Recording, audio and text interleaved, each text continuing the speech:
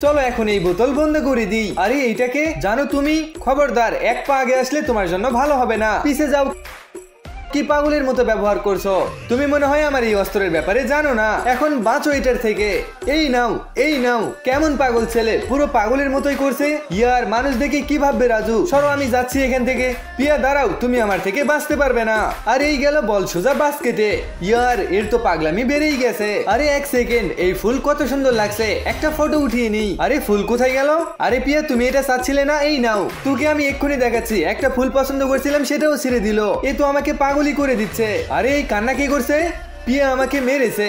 আরে এখন একে কি বলবো? রাজু ওটা সবাই দেখছে। চুপ করে তুমি আমার সঙ্গে বসো। আমি বুঝতে চাই না কোথায় যাচ্ছ। চুপচাপ এখানে বসো, আর না হলে এরা রাগ করবে। আচ্ছা, কতক্ষণ এখানে বসতে হবে? যতক্ষণ না পর্যন্ত এদের দুজনের লড়াই থামবে। হ্যাঁ বুঝে গেছি, সারাদিন এখানেই থাকতে হবে। আরে রাজু তুমি ওইদিকে কেন গেছো? এদিকে এসো না। আমি থাকতে চাই না তোমার সঙ্গে। আরে রাজু কি হলো? এর আগে তো এমন করে না, আজকে কি হলো ওর? দেখতে হবে এখনই। রাজু তুমি এসব কি খাচ্ছ? তোমার কি হয়েছে বলো আমাকে। পিয়া কাল থেকে আমার পেট ব্যথা করছে, তুমি বলো কি করব?